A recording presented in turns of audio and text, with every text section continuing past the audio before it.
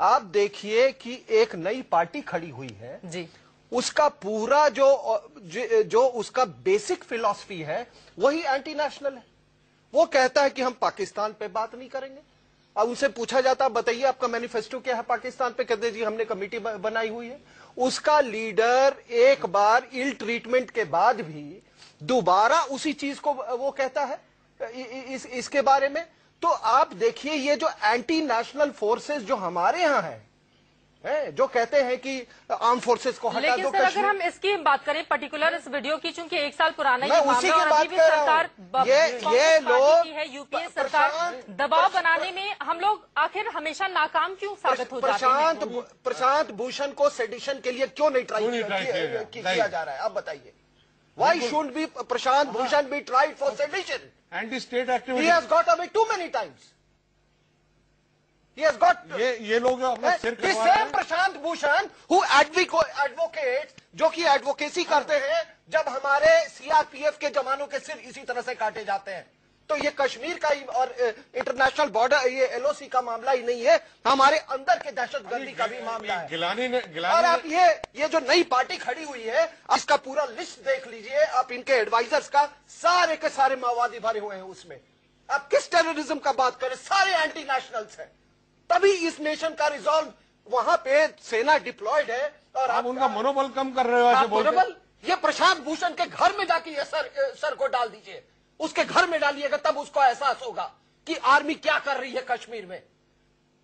थापर जी, इस तरह की बातें क्यों होती हैं? और एक बार फिर से हम आ जाएं हमारी सरकार के ऊपर। 1 साल बीत गए हैं लेकिन अब तक कोई कार्रवाई नहीं हुई। इसके पीछे आपको क्या राजनीतिक इच्छा शक्ति की कमी है या वास्तव में दरअसल कुछ इच्छा ही नहीं है कि हम कर सकें और इसी कारण हर रोज इस तरह की तस्वीरें हमें झेलनी? सभी चीजें इसमें आ जाती हैं जी। सबसे पहले तो मैंने कहा कि एक कमजोरी, जो देश मजबूत कैसे होगा जब रक्षा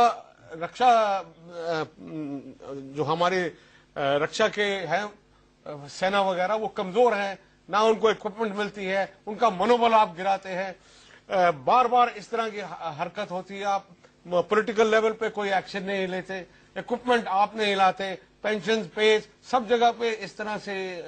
अभी आपने कहा, कल मैंने देखा है हेमराज के घर का नक्शा क्या उसकी पत्नी काम करती हुई देखी है घर में, और वो तो वैसे ही है, कोई उसके कुछ भी बदलाव क्या नहीं मुझे हुआ बताइए, कुछ भी नहीं बदला है उस 4-5 परिवार लाख के का साथ। रुपए का मकान बनाने में इतनी परेशानी है जब करोड़ों रुपया फूका जा रहा है। और दूसरी तरफ मैंने वो दूसरा सिपाही भी जो इनके साथ हुआ था उसकी फैमिली का भी देखा, इतना बुरी हालत में है। क्या आप उनकी 2 बेटियों को हॉस्टल में कहीं अच्छे जगह पे एजुकेशन नहीं दे सकते?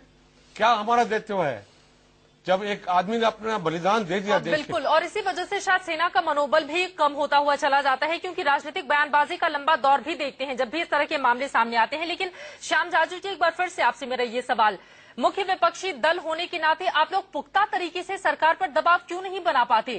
क्योंकि हर बार ये जरूर कहा जाता है, आश्वासन दे दिया जाता है, और शहीद हेमराज के जो धड़ के बारे में भी हमने सुना था कि जल्द ही पाकिस्तान से हम लेकर आएंगे। 1 साल बीत गए, आया भी तो ये वीडियो सामने। जिस दिन ये इस प्रकार की घटना हुई थी, इसका पार्लियामेंट में हमने निषेध किया। उस दिन इस देश के गृह मंत्री ने जो बयान दिया था वो सरकार का किस प्रकार का रवैया ये व्यक्त करता है। उस दिन इस देश के गृह मंत्री ने, संरक्षण मंत्री ने बोला कि वो आतंकवादी थे, वो पाकिस्तानी जवान नहीं थे, और पाकिस्तानी जवानों की वर्दी पहनकर वो यहां पर आए थे, वो आतंकवादी थे।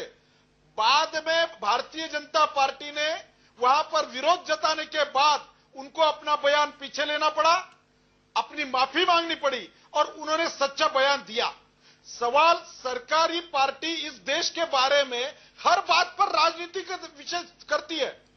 अभी नई पार्टी का जिक्र हो रहा था अरविंद केजरीवाल के, वो अरविंद केजरीवाल ने बटाला हाउस का जो फर्जी एनकाउंटर वो फर्जी हुआ ये बोला है।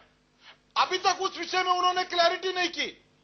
प्रशांत भूषण उनके बोल रहे हैं कि वहां की मिलिट्री वापस ले लेनी चाहिए, कश्मीर को कहां रहना उसमें वोटिंग लेना चाहिए।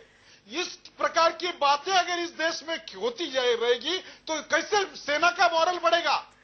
एक जवाबदार विपक्ष के रूप में श्याम जाजू जी, यही तो हमारे देश का दुर्भाग्य है कि हम हर बार जब भी इस तरह के मामले सामने आते हैं एक लंबी राजनीतिक बयानबाजी का दौर चलता है, लेकिन वास्तव में एक्शन में जो चीजें दिखनी चाहिए वो होती नहीं है। और फिलहाल इस पूरे मामले में एक बार फिर से सिंह साहब, आपसे मेरा ये सवाल है, बॉर्डर एक्शन टीम ने इस मामले को अंजाम दिया गया था और बकायदा उसे 5 लाख रुपए आईएसआई ने दिए थे और ये कहा था कि अब जब भी इस तरह की हरकत करोगे तुम्हें इनाम स्वरूप कुछ ना कुछ पैसे दिए जाएंगे।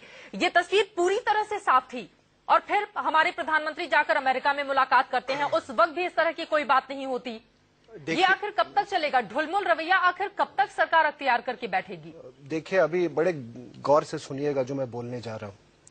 ये बिल्कुल सही है कि लाइन ऑफ कंट्रोल में, मैंने भी नौकरी की हुई है लाइन ऑफ कंट्रोल में जी, वहां पे जो पाकिस्तान का इलाका है वहां पर हफीज सईद का फ्रीक्वेंट ट्रिप्स होता है। दूसरी चीज आपको ये भी बता दूं कि ये सारे ट्रिप्स के बाद जो आपके अमेरिकी दोस्त हैं उनको सभी कुछ ये मालूम है। हफीज सईद जिस तरह से उन्होंने ओसामा बिन लादेन का वो किया, क्या हफीज सईद दुनिया के लिए खतरा नहीं था? वो कैसे घूम रहा है? और आप अगर पूरे जो इंटरनेशनल, वो तो मेन मास्टरमाइंड भी है 26/11 के हमले का। यस बिल्कुल। और आप पूरा अगर ध्यान दें जो बांग्लादेश में अभी वो कर रहे हैं और नेपाल में जो कर रहे हैं, इन्होंने 2 लिवरेजेस इस्तेमाल करना शुरू कर दिया है, एक जिहादीज का और दूसरा अल्ट्रा लेफ्टिस्ट का।